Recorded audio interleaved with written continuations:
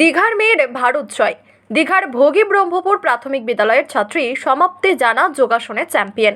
কেরালায় অনুষ্ঠিত যোগাসন প্রতিযোগিতায় চ্যাম্পিয়ন হল দীঘার ভোগী ব্রহ্মপুর প্রাথমিক বিদ্যালয়ের তৃতীয় শ্রেণীর ছাত্রী সমাপ্তি জানা। আগামী দিনে আন্তর্জাতিক স্তরে মালয়েশিয়ার যোগাসন প্রতিযোগিতায় অংশগ্রহণ করবে সমাপ্তি। এই জয়ের খবরে উল্লাসিত প্রতিবেশী থেকে স্কুলের সহপাঠী এবং শিক্ষকেরা।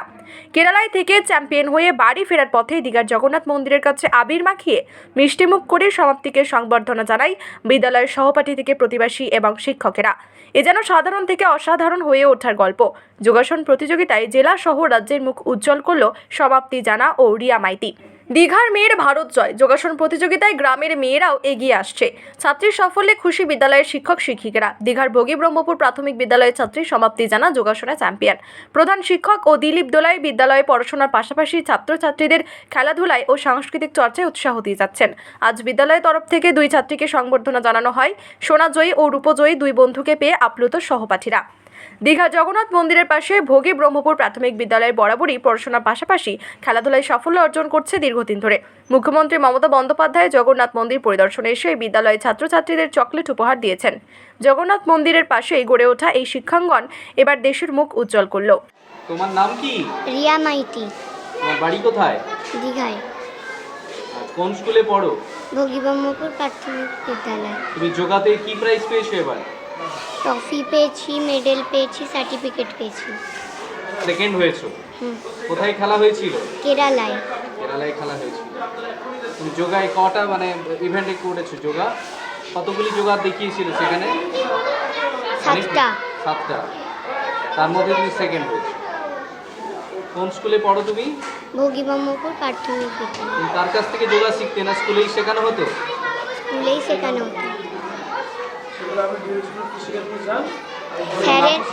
স্যারের নাম বিজয় পাল। নাম তোমার নাম? রিয়া মাইতি। তোমার নাম কি? সমাপ্তি জানা। আচ্ছা, তুমি কিসে ফার্স্ট হয়েছো?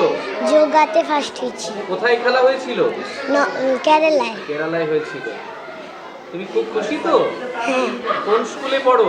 ভোগী ব্রহ্মপুর প্রাইমারি স্কুল। কোন ক্লাসে? তৃতীয় শ্রেণীতে।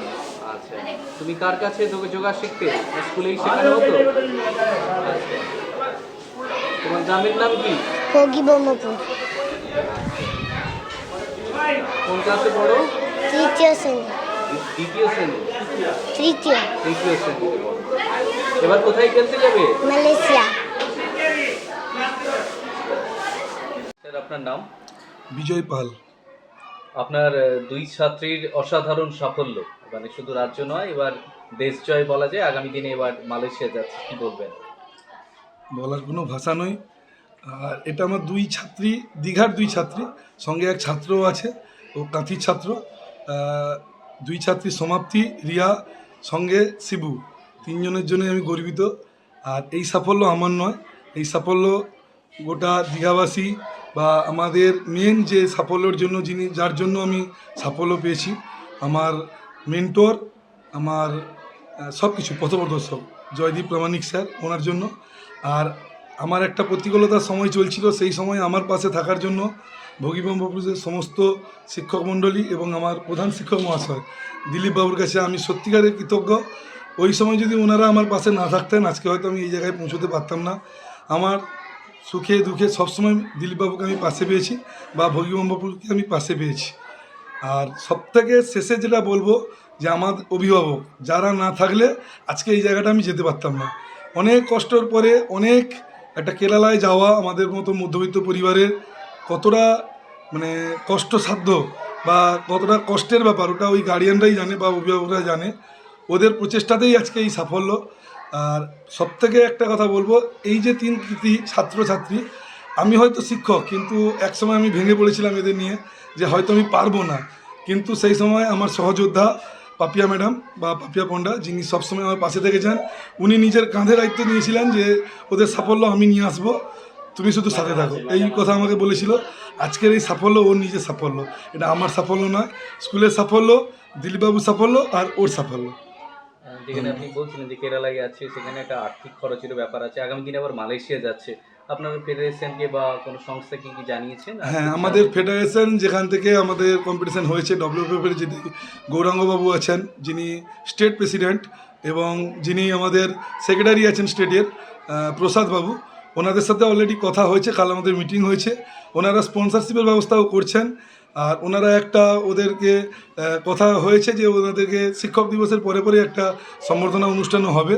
তো তা বাদেও ওনারা স্পন্সরশিপের জন্য ডিএম অফিসে কথা বলেছেন প্রসাদবাবু, আমাদেরকে একদিন দেখা করতে বলেছেন ডিএম অফিসে। তো এইভাবে আমরা আমাদের কিছু লোকাল নেতাদের কাছেও যাব, আমাদের ওইভাবে স্পন্সরশিপের জন্য আমরা চেষ্টা করছি, যাতে মালয়েশিয়া স্যার কবে খেলা হচ্ছে? মালয়েশিয়া অক্টোবরের 12 এবং 13 তারিখ, সরি 12, 13 নয়, 13 এবং 16, 13 থেকে 16। সিলেকশন স্যার কিভাবে হয়েছিল মূলত ভাবে জেলা থেকে? সিলেকশানে প্রথমে নবদ্বীপে আমাদের স্টেট সিলেকশন হয়, ওখান থেকে আমার কিছু ছাত্রছাত্রীরা সিলেক্টেড হন। তারপরে আমরা গেছিলাম কেরালাতে, ওখানে আমরা ন্যাশনাল খেলি। ন্যাশনালে ওরা ওয়েস্ট বেঙ্গলে হয়ে প্রতিনিধিত্ব করেছিল, ওখানে আমার সমাপ্তি প্রথম স্থান, রিয়া দ্বিতীয় স্থান এবং শিবু তৃতীয় স্থান অর্জন করেছে। ওরা এবার ভারতের হয়ে খেলতে যাচ্ছে মালয়েশিয়া। সেখানে কতজন প্রতিযোগী ছিল স্যার? বিভিন্ন ইভেন্টে বিভিন্ন রকম, কোনো ইভেন্টে 45 জন, কোনো ইভেন্টে 50 জন, কোনো ইভেন্টে 90 জন। এরা কি কত মানে কোন বিভাগে? এরা জুনিয়র বিভাগ? আচ্ছা, ওরা হচ্ছে সাব জুনিয়র বিভাগে গার্লস প্রথম সমাপ্তি স্বর্ণপদক, দ্বিতীয় রিয়া রৌপ্যপদক, এবং বয়েজ বিভাগে শিবু সিট তৃতীয় ব্রোঞ্জ পদক জয়লাভ করেছে।